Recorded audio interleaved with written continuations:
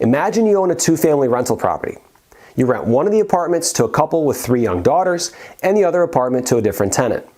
A few months into their lease, the couple with the daughters comes to you and says, "We're terminating the lease early, we're leaving at the end of the month, and we want our security deposit back."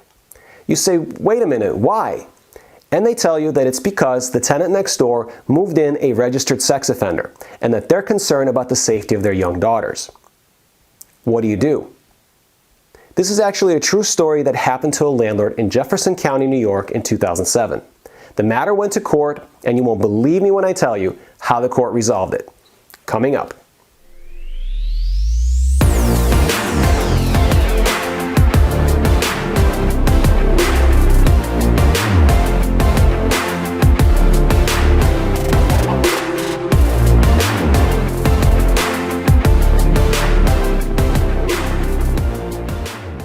Hey guys, if we're just meeting, my name is Vitaly Volpov. I'm a practicing attorney, an active real estate investor, and a part owner of a real estate brokerage in upstate New York. On this channel, I discuss relevant legal concepts as well as best strategies and tips for real estate investing. If you're new to the channel, consider subscribing and hitting the notification bell so that YouTube notifies you of all my future content. If you enjoyed the content in this video, hit the like button and comment down below. As always, whenever I discuss legal concepts in my videos, I do so for educational and entertainment purposes only. You should never consider that legal advice. You should always consult with your own attorney and your own advisor before making any financial or legal decisions. Last but not least, the views I express in this video are my own alone and don't necessarily reflect those of my law firm or any of my business partners. So back to our story. I know what you're thinking. Vitaly, what's the issue here? The sex offender is not on the lease, the other tenant moved them in without permission. Why can't the landlord just go tell the other tenant to remove the sex offender from the premises, and if the other tenant doesn't comply, evict them both? Problem solved, right? Well, not exactly. See, there's this little known provision in New York law called unlawful restrictions on occupancy. This provision provides, in relevant part, that any lease or rental agreement for residential premises entered into by one tenant shall be construed to permit occupancy by the tenant, immediate family of the tenant, one additional occupant, and dependent children of the occupant, provided that the tenant or the tenant's spouse occupies the premises as his primary residence. The term tenant is defined as a person occupying or entitled to occupy a residential rental premises who is either a party to the lease or rental agreement or is a statutory tenant, which means that they occupy the property pursuant to rent control regulations. The term occupant is defined as a person other than a tenant or a member of a tenant's immediate family occupying a premises with the consent of the tenant or tenants. What this means in a nutshell is that a tenant can move in another person without the permission or consent of the landlord, and the landlord has no right to take any action against the tenant for doing so. The only caveat to this is that the tenant has to occupy the premises as their primary residence. So if they are living there, they're allowed to have anyone they want cohabitate with them, and you, as the landlord, can't really do anything about that. The only thing that the landlord is entitled to is to get the name of this new occupant within 30 days of the occupant moving in or within 30 days of the landlord asking for the occupant's name. So in the case of our unfortunate landlord from Jefferson County, the couple with the young daughter signed a lease with him on August 1st, 2006 for a full year.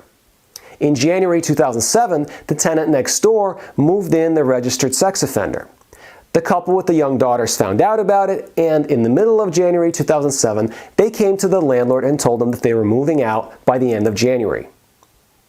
As far as I can tell from the facts of the subsequent court decision, the couple with the young daughters never paid the landlord any rent for January 2007.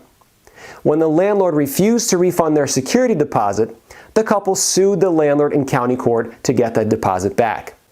The landlord in turn counterclaimed against the couple for all the rent due from January 2007 through the end of the lease in July 2007.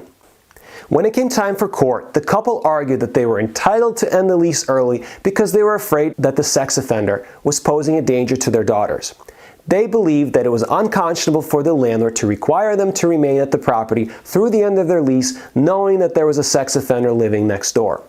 The landlord, on the other hand, argued that the lease did not say anything about terminating early and that it was not the landlord's fault that the sex offender moved in. The most important thing that the landlord argued is that he could not do anything about the sex offender because the real property law, section 235F, prohibited him from doing so. Unfortunately for the landlord, the court sided with the couple. The court acknowledged that the landlord could not evict the sex offender, but focused instead on the predicament that the couple found themselves in with their young daughters. The court held that they should not be expected to honor their lease obligations because honoring their lease obligations under these circumstances would be unconscionable and unfair. The court did not actually consider or examine whether the sex offender posed any threat to the couple's daughters or what the underlying sex offense was, and simply assumed that the couple had a right to complain and move out of the property.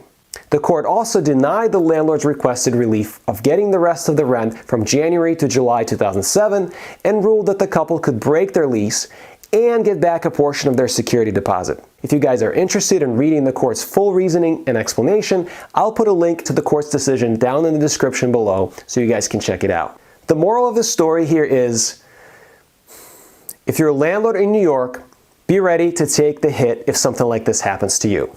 It's a situation of damned if you do, damned if you don't. You're damned if you try to evict the tenant that brought in the sex offender, because that would be unlawful under Real Property Law 235F, and you're damned if you don't try to evict the sex offender, because then your other tenants might move out and leave you with no rent. In this landlord situation, I would probably advise him not to renew the lease of the tenant who brought in the sex offender when that tenant's lease is up. The landlord can try to re-rent the other apartment to a tenant who does not have kids, but of course, federal and state fair housing laws prohibit discrimination in rentals based on whether tenants have kids or not. So the only other legal thing that I could see that a landlord can do in a situation like this is to be upfront with all prospective tenants that come to see the property and tell them that there is a sex offender living next door.